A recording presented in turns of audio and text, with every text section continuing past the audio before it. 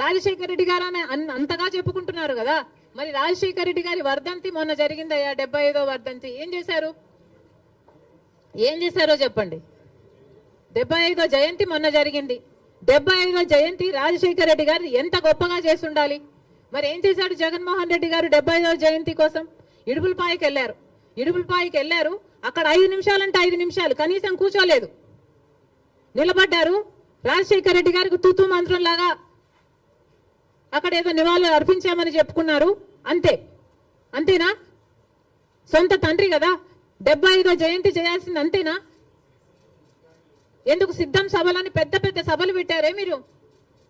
పెద్ద పెద్ద హోర్డింగ్లు పెట్టుకున్నారు కదా, కోట్లు ఖర్చు పెట్టారు కదా, ఒక్కొక్క సభకి 30 కోట్లు 40 కోట్లు ఎంత ఖర్చు పెట్టారు సిద్ధం సభకి, సభలకు.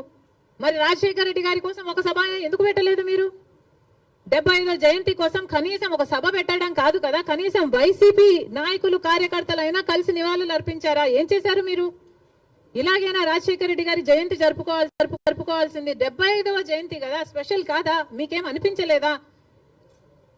మా నాయకుడు కాబట్టే, మా తండ్రి కాబట్టే, మా కాంగ్రెస్ పార్టీ ఓన్ చేసుకుంది కాబట్టి రాజశేఖర రెడ్డి గారి కోసం మేము అంత పెద్ద సభ పెట్టడం జరిగింది. దానికి పెద్ద పెద్ద నాయకులు, ముఖ్యమంత్రులతో సహా, పక్క రాష్ట్రంలో ఉన్న వాళ్ళతో సహా, మంత్రులతో సహా రప్పించడం జరిగింది. సోనియా గాంధీ గారు అయితేనేమి, రాహుల్ గాంధీ గారు అయితేనేమి, రాజశేఖర రెడ్డి గారి కోసం అంత గొప్ప గొప్ప మెసేజ్లు ఇప్పించడం జరిగింది. ఇవన్నీ మేం చేశాం. మీరేం చేశారండి?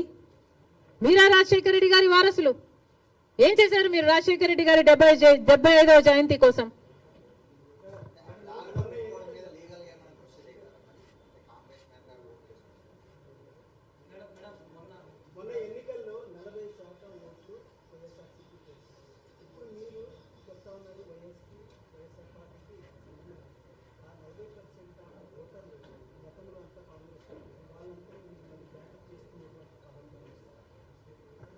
తప్పకుండా చేస్తాం. ఎందుకు చేయకూడదు?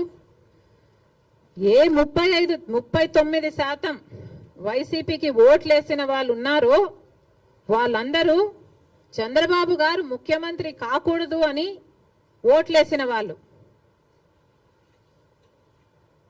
అంటే గత ఎన్నికలు మొత్తము చంద్రబాబు ముఖ్యమంత్రిగా కావాలా, లేకపోతే చంద్రబాబు గారు ముఖ్యమంత్రిగా వద్దా అన్న లైన్ మీద జరిగింది. ముఖ్యమంత్రిగా చంద్రబాబు గారు వద్దు అనుకున్న వాళ్ళు మొత్తం వైసీపీకి వేశారు. ఎందుకంటే కాంగ్రెస్కి ఆ ఛాన్స్ లేకపోయింది కాబట్టి, కాంగ్రెస్ వాజ్ టూ వీక్ కాబట్టి ముఖ్యమంత్రి స్థాయిలో చంద్రబాబు వద్దు అన్న వాళ్ళు జగన్మోహన్ రెడ్డి గారికి వేశారు తప్పితే జగన్మోహన్ రెడ్డి గారు ఫ్యాన్స్ ఏం కాదు. వాళ్ళంతా కాంగ్రెస్ పార్టీ నుంచి అక్కడికి పోయిన వాళ్ళే. వాళ్ళంతా మా వాళ్ళండి. మా వాళ్ళని మళ్ళీ మేము ఓన్ చేసుకోవడంలో తప్పేముంది? ముమ్మాటికి ట్రై చేస్తాం. That 39% is actually belongs to the Congress. మా ఓటు బ్యాంక్ అది. చూపిస్తాం అది కూడా 2029 కల్లా.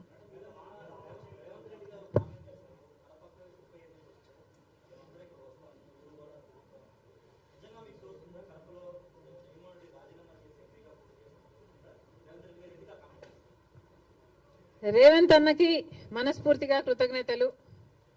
పెద్ద మనసు ఉంది కాబట్టే అంత పెద్ద మాట చెప్పగలిగారు.